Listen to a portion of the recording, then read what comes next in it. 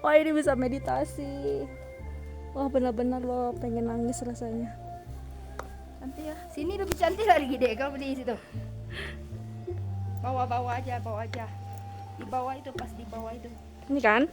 Pas di sini. Sini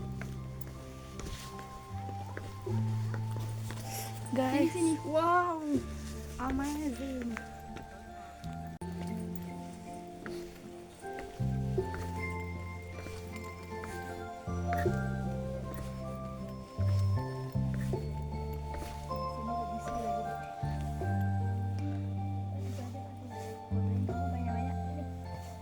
keren Cece.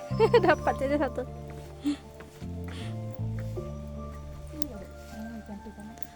Dewi Kwan Im. Hai. Gila. Hai guys, menuju puncak Vanisipan, perjalanan dengan kereta di atas awan. Nah, kali ini guys, ini dia Vanisipannya. Sampai nih Cece guys ya. Gak pernah membayangkan naik kereta yang membawa kita semakin tinggi, meninggalkan kota, melewati pegunungan, dan akhirnya berada di atas awan. Keren kan guys, ini dia guys. Dan ini dia guys, berapa cuplikan video yang Cece lihat kan, dimana ada makna dan sejarah bagian atas Vanisipan. Ada patung Buddha Amitabha, ada patung Beach Fountain atau pagoda penting di kompleks spiritual Vanisipan. Nah, di sini guys, dan juga ini dia patung Kuan Am atau Kuan Yin ya. Nah, Kuan Am merupakan bodhisattva yang sangat dihormati dalam tradisi Buddha Asia Timur ya guys ya. Maknanya berkaitan dengan welas asih, pertolongan, dan mendengarkan penderitaan makhluk hidup. Nah, Cece keliling-keliling sini dulu nih guys, sebelum Cece semakin naik ke atas, ternyata guys gak sanggup juga guys. Mau gak mau Cece harus naik kereta nanti guys ya, kereta lagi untuk naik ke atasnya, karena benar guys, kalian harus kuatkan tenaga guys. Nah, ini dia guys, Cece beli tiket lagi untuk naik keretanya, karena Cece nggak sanggup nih guys untuk jalan kaki semakin ke atas seperti itu guys ya. Dan juga di sini ada sejarahnya, ada juga ada Tanvanda Lo atau kawasan tangga gerbang spiritual menuju kompleks pagoda. Nah, perjalanannya dapat dimaknai dengan perjalanan batin menuju ketenangan, bukan hanya perjalanan fisik, juga menuju puncak. Oke guys, nah ini dia guys ya Cece ceritakan ya guys ya tentang ini semakin mau naik ke atas ya guys ya, dimana hari ini mengajak kalian semua untuk begitu perjalanan menuju puncak Vanisipan atap Indochina guys. Nah, perjalanannya bukan hanya tentang sampai di puncak, tetapi tentang menikmati setiap proses menuju ke atasnya. Jadi karena Cece gak sanggup untuk jalan naik semakin ke atas ya, Cece naik kereta ini ya guys ya. Ini dia ya Cece tunjukkan sama kalian semua. Perjalanan dimulai dari sini guys ya, kereta perlahan bergerak naik. Awalnya mungkin terlihat biasa saja, tetapi semakin tinggi perjalanan ini, pemandangannya mulai berubah guys. Memang luar biasa guys. Kalau di Sapa Vanisipan ini guys, pemandangan luar biasa banget.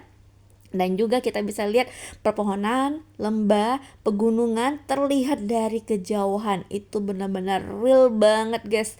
Pokoknya tenang banget untuk meditasi di sini. Disinilah Cece belajar satu hal, terkadang perjalanan yang pelan justru membuat Cece lebih bisa menikmati pemandangan. Nah, kalian boleh coba ya guys ya, kalau kalian pergi ke Sapa ya, coba untuk menuju ke puncak Vanisipannya. Seperti ini guys ya. Nah, kereta terus membawa Cece semakin tinggi, udara mulai terasa berbeda, pemandangan semakin luas, dan kabut mulai menyelimuti pegunungan. Rasanya seperti meninggalkan kesibukan di dunia di bawah sana guys ya. Jadi semakin naik semakin terasa bahwa alam punya cara sendiri untuk membuat kita selalu berhenti sejenak dan melihat dan bahkan bersyukur. Ini dia guys ya, Cece udah sampai di puncak Vanisipannya. Nah, itu dia guys ya fotonya, dan juga ada ke bawah lagi guys ya, ada di puncaknya juga. Jadi ya untuk kalian bisa nikmati puncak Vanisipan ini guys ya. Perjalanan yang begitu hanya beberapa saat, tetapi setiap meter yang dilewati terasa seperti sebuah cerita ya guys ya. Ada rasa penasaran, seperti apa sih sebenarnya pemandangan di atas? Apakah kita akan mendapatkan langit yang cerah atau justru disambut dengan kabut atau bahkan dengan salju. Ternyata ini bukan musimnya guys ya, karena Cece berangkatnya di bulan Agustus. Nah itulah menariknya sebuah perjalanan, tidak selalu tahu apa yang menunggu di depan kita, tetapi justru itulah yang membuat kita ingin terus melangkah. Dan akhirnya Cece semakin dekat dengan puncak, yang Cece bilang ini sudah dekat ya guys ya, sudah di puncak, di tempat setinggi ini, dan Cece bisa melihat betapa kecilnya kita dibandingkan luasnya alam ini.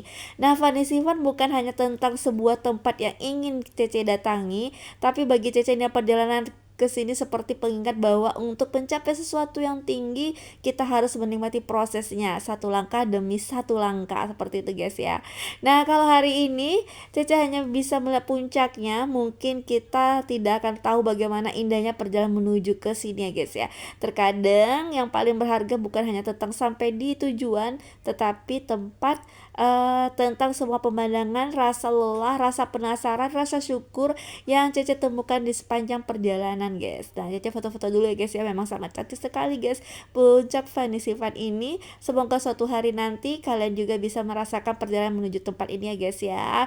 Kalian pasti punya planning juga ya, dan ingat jangan hanya mengejar tujuan, nikmati saja perjalanan menuju ke puncak ini guys. Luar biasa sekali, pokoknya Cece rekomendasi kalau kalian ke tempat Vanity Fair ini guys ya, dimana kita juga bisa melihat makna dan sejarah dari atas Vanity Fair ini guys. Seperti saya bilang, nanti kita akan jalan ke patung Buddha Amitabha atau patung Buddha besar yang berada di kawasan Vanity Fair, menjadi salah satu ikon utama. Buddha Amitabha dikenal sebagai Buddha yang melambangkan cahaya dan kehidupan tanpa batas, serta berkaitan dengan keyakinan tentang alam dan kebahagiaan. Dan juga di sini ada pagoda ya guys ya, atau yang kita bilang tadi Big Fountain 2.